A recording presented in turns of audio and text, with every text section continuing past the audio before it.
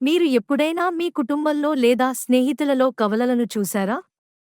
భారతదేశంలో దాదాపు ప్రతి కుటుంబంలో కవల పిల్లలు ఉన్న ఒక గ్రామం ఉందని మీకు చెబితే నమ్మశక్యం కాదు, కదా?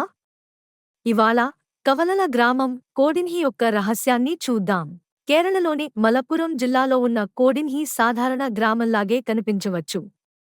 కాని ఇందులో ఒక అద్భుతమైన విషయం ఉంది.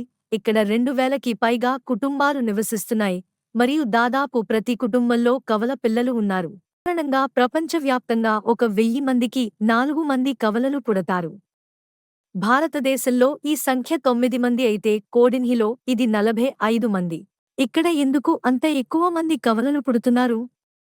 భారతదేశం మరియు ప్రపంచం నలుమూలల నుండి శాస్త్రవేత్తలు దీని వెనుక ఉన్న కారణాన్ని కనుగొనడానికి ప్రయత్నించారు.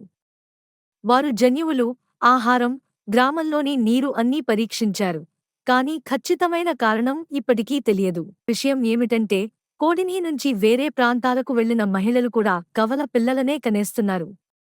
దీన్ని బట్టి ఇది జన్యువులతో సంబంధం ఉన్న అంశమని భావిస్తున్నారు.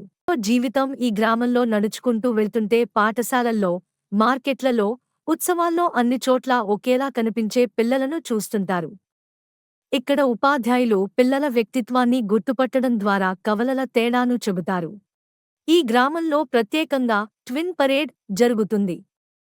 ఈ వేడుకలో కవలలు అందరూ ఒకేసారి కలిసి తమ ప్రత్యేకతను చూపుతారు. కవలల జన్మ విశేషంగా అనిపించినా కొంతమంది కుటుంబాలకు ఇది సవాళ్లను కూడా తీసుకొస్తుంది.